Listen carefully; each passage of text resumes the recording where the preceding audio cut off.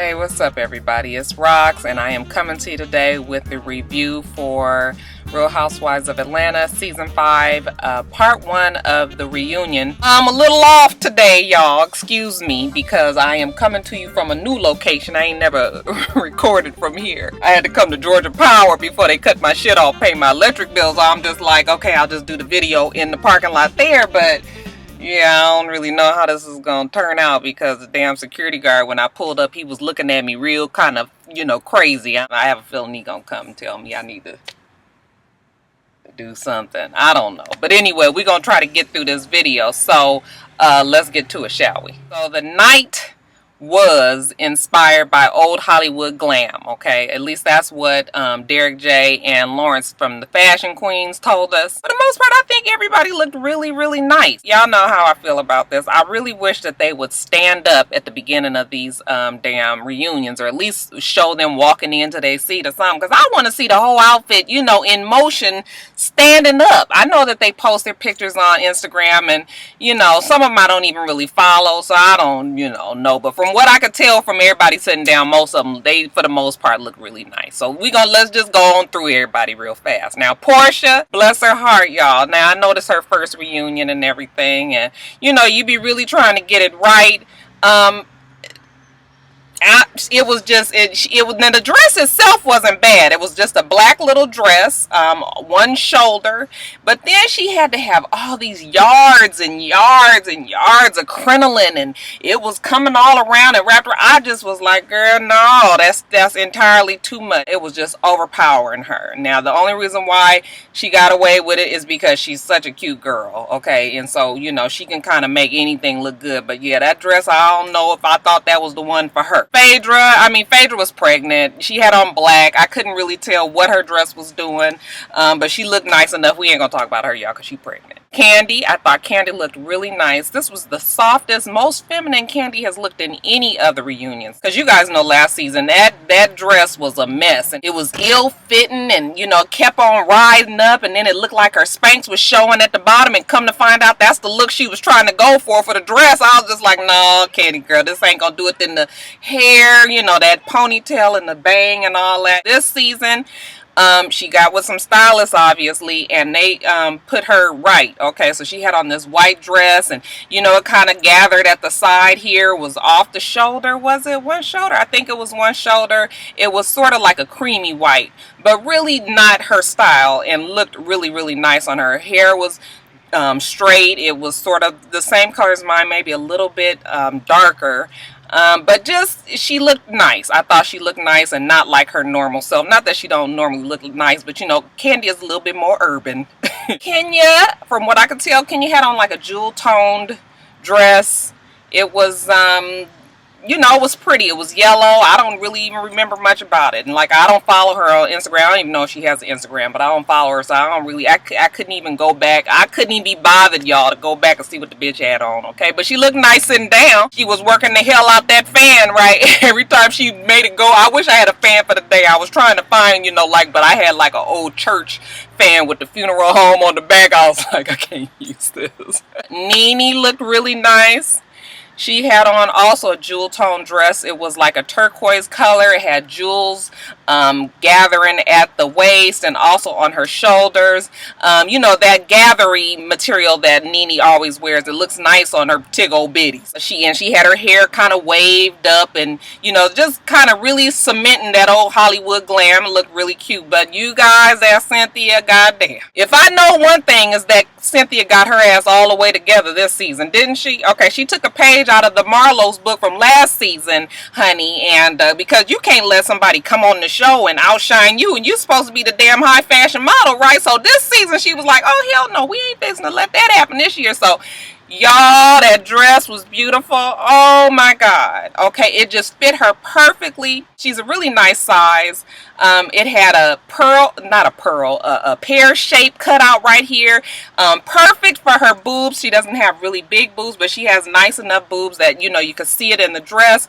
That fucking hair was bone straight. I mean, it was straight. It was beautiful. I thought she looked fabulous, okay? And I think she knew she looked fabulous, okay? That bitch was sitting up there just giving us that stick up the ass, Tyra Banks smiles, like, She ain't said shit. That bitch had her fucking model face on the whole time. I was like, all right, Cynthia, you best to do it.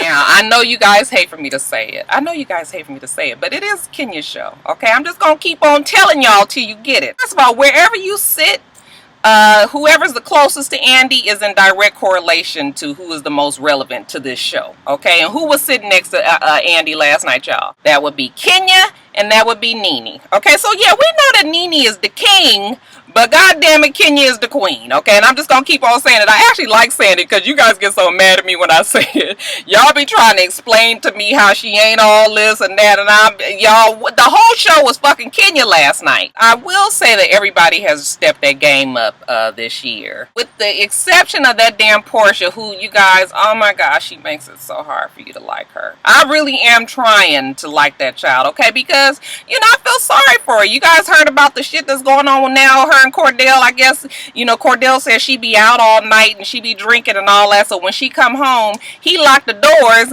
locked the bitch out, because he's just like, you know, I can't be having my doors open all night, and you know, she's neglecting my son, and I'm just like, key word there is your son, damn it, Cordell. Technically, unless she adopted that boy, which I really don't think she did, because the mother is still in the picture, she don't really have to take care of your child. That's the step kid, not her kid. And I know that's harsh, but that's what the reality. Fucking Cordell, old bitch ass. You know what I'm saying? But anyway, I'm getting off track there. I be trying to really like Portia, you guys, but she makes it so fucking hard.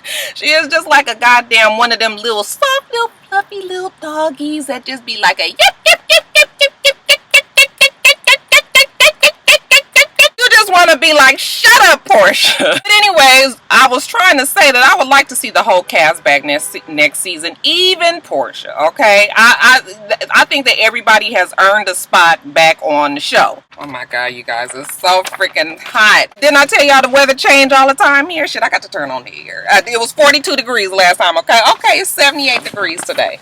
Okay, that's better. Got a little air blowing through here. Get the armpits from being so damn moist. Okay, so Andy was asking some really good questions on the show last night. I think that Andy had a bigger blast than anybody should. He liked to ask the questions, put a little bit more on it, and throw some shade, you know, with it. He always had that damn smirk on his face. I said, boy, that Andy know he a mess. First, he asked Phaedra if she felt like her outfit was appropriate in Anguilla. And I'm like, well, why are we asking that? She obviously felt the shit was appropriate because she wore it, okay? Y'all know Phaedra. Phaedra got to talking about how she loved new people. Phaedra is the not really in the closet freak, okay? She said that she liked looking at new people. She liked big dicks and, you know, all of that. I was just like, ooh, Phaedra, not the one that hurt in the stomach.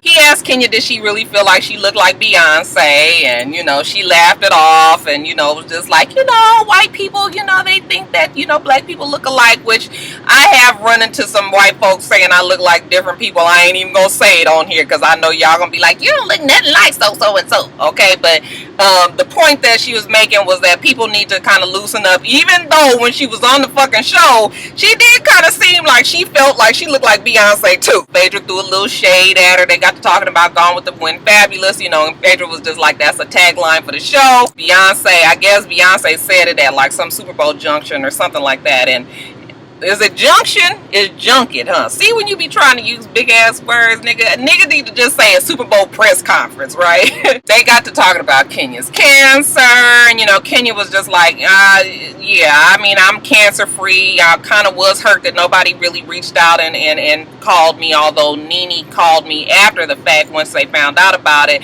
and then Nene told Cynthia to call me, so Cynthia called me too.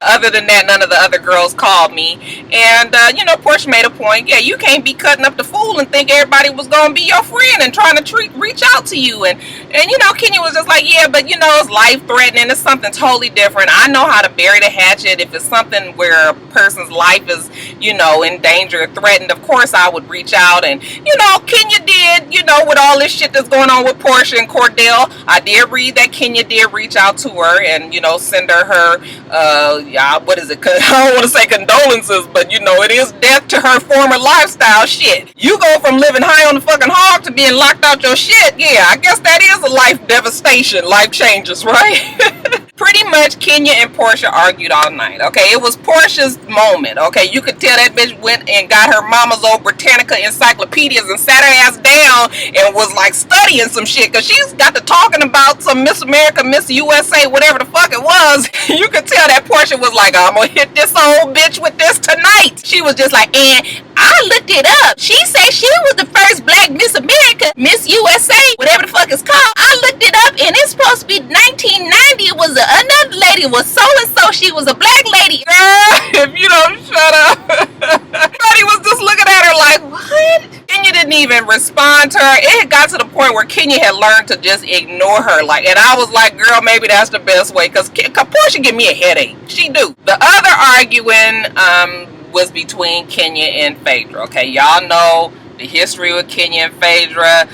The fact that Kenya flirted with Apollo. It was pointed out that Apollo did also flirt with Kenya, so it was reciprocal. And Phaedra was just like, oh yeah, no, I know it was both of them. I talked to that nigga. I bet you he won't do no shit like that ever again in life. I ain't have to yell at the nigga or nothing, okay? I just looked at him like, okay. But that Phaedra and Kenya thing, I winced the entire time, because you guys know how we feel about pregnant women. I mean, we just have an extra little sympathy for, you know, someone who is infanticipating, okay? So I was like, oh, I mean, that damn Kenya, she wasn't pulling no fucking punches, was she? Damn, I mean, she was just like, oh, shut up, you liar. You big and fat, and you don't have the shape for a video, and nobody's gonna buy your exercise video, and I don't care what you saying. If you don't like it, I'll fuck you up right on this stage and knock your goddamn teeth out and all of that. Y'all, I'm paraphrasing. I mean, she didn't say it exactly like that per se, but that's the gist of the night, okay? She was really not trying to get off of Phaedra. And Phaedra, y'all know Phaedra, she can hang with the best of them. You know, Phaedra was constantly throwing the shade back. So it was like a shade fest between Phaedra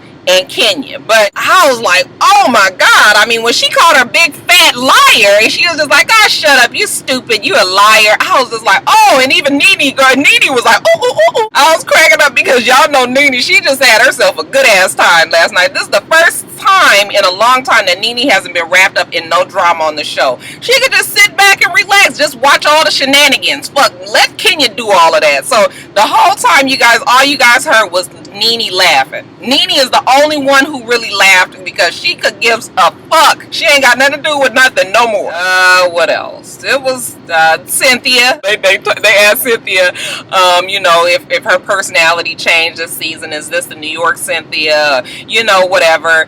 I don't know if I cannot stand Cynthia like I couldn't last season. I think Cynthia has worked hard to try to get from behind Nene, okay? Nene was not here to really guide her this season like she was the past couple of seasons. So this season, Cynthia kind of did try to branch out on her own, speak up a little bit more, all of that. I can kind of appreciate. She did do some kind of backstabbing, you know, riding the fence kind of shit, but she also did speak up quite a bit. So yeah, I think she earned her spot next season, don't you guys? And of course, we talked about the frenemy relationship between Kandi and Nene. I think this is asked and answered, okay? We already know that they don't really like each other. They are not the most favorite of each other, but I guess they've been able to work together a little bit better this season. I don't really know why they try to force that friendship, okay? It's fine if they're not really friends. I mean, you know, I love a little shade, and the both of them do throw each other shade, although I will say that Nene in the past has been a little bit more hurtful and hating against Kandi than vice versa. You guys, y'all know that I really do. I enjoy a good shade fest, but I don't like when people are hurtful. I don't like when people are mean, and I think that last season especially, I think Nene was pretty mean.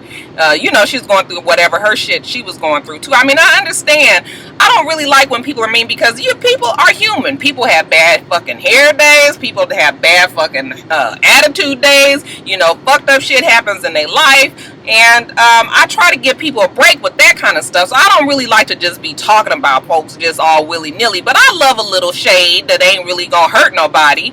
And, you know, that's what they was kind of talking about. Now, if they could keep it to that, then I'll be fine. Kandi had a hard time trying to forgive Nene because she said some shit about AJ, you know, when they were together. I don't remember if, you know, if it happened or not. If she said it did, I guess it did. But yeah, you know, I wouldn't put it past Nene, because Nene can be very, very mean when she wants to. But yeah, I think this season, like, let's just let them not be friends, but, you know, be cordial and get along and be able to sit in the same room. You know, they ain't gotta be ace boon coons, y'all. And anyway, Cynthia ain't about to let that happen. She better watch that fucking Kenya. She's sneaking in the back door.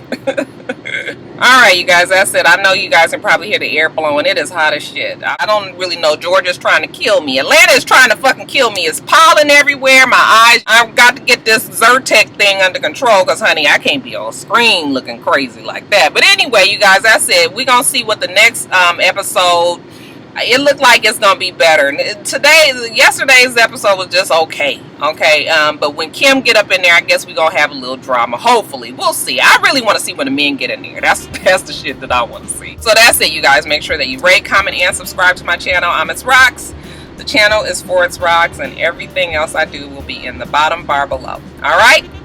So I hope that you guys have a wonderful, wonderful rest of your day, and I plan on doing the same. Until next time, Roxstars. Bye.